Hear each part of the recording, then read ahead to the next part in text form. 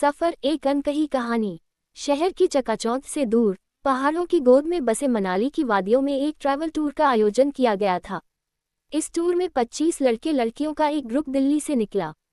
उसी बस में बैठी थी अनवी, एक शांत स्वभाव की, किताबों से प्यार करने वाली लड़की, और वही दूसरी ओर था आरव, मस्तीखोर, घूमने फिरने का शौकीन, लेकिन दिल का साफ। अनवी ने ये ट्रिप जबरदस्ती अपनी सहेली की जिद पर बुक की थी। वो ऐसी जगहों पर जाना पसंद नहीं करती थी जहां बहुत सारे लोग हों। दूसरी ओर आरव के लिए ये जिंदगी का एक और एडवेंचर था।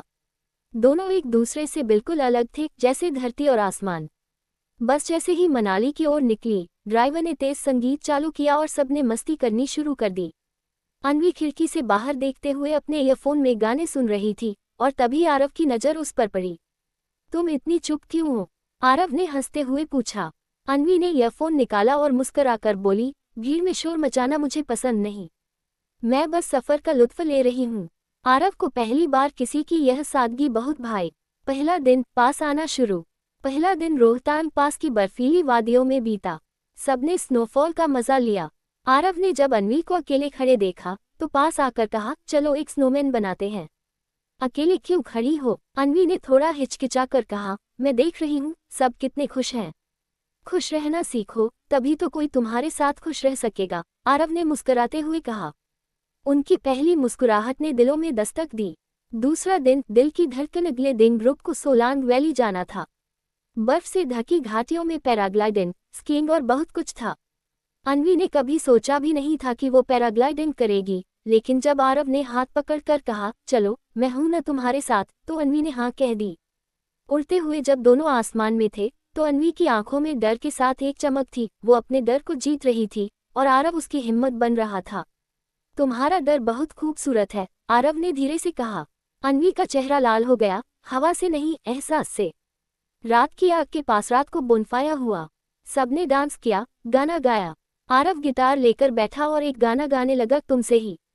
उसकी नजरें सिर्फ अनवी पर थीं, और अनवी ने पहली बार बिना शर्माए उसकी आंखों में देखा।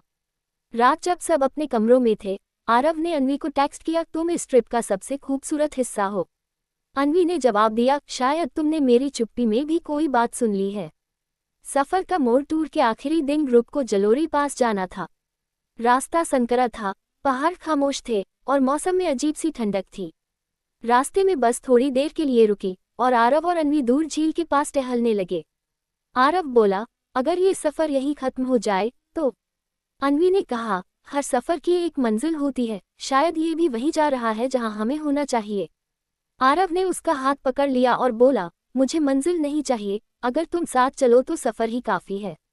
अनवी की आंखों में नमी थी, लेकिन वो मुस्कुराई।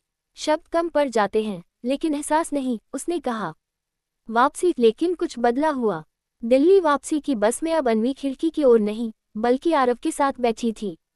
दोनों ने एक दूसरे की कहानियां, सपने, डर और हंसी बांटी। वो चुप्पी अब मौन नहीं थी, उसमें प्रेम की भाषा थी। जब दिल्ली आया तो दोनों ने एक दूसरे को अलविदा कहा, लेकिन नजरें कह रही थी, ये शुरुआत है।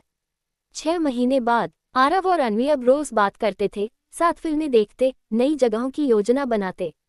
उन्होंने दोबारा एक ट्रिप प्लान किया, इस बार लद्दाख की। लेकिन अब वो दो अनजान नहीं, बल्कि दो रूहें थीं जो एक दूसरे में सुकून पाती थीं। कभी कभी एक सफर ही ऐसा मोड़ लेता है कि दो दिलों को जोड़ देता है।